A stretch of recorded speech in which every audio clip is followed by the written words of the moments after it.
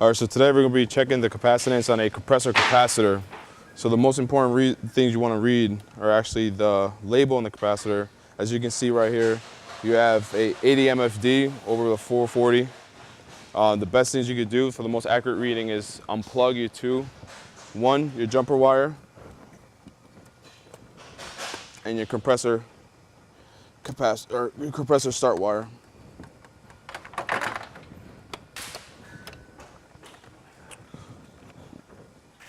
Once those two wires are out the way, grab the field piece that you're able to read the MFD on and connect your contacts.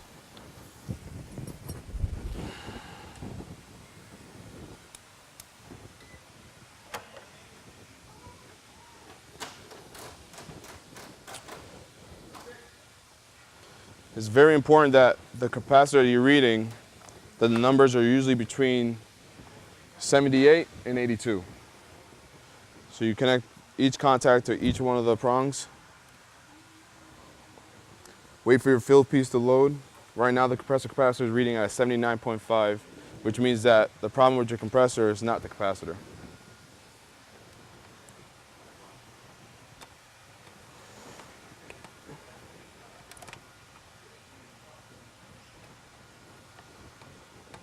If you're having the same issue with the fan, you could do the exact same steps along with the fan capacitor.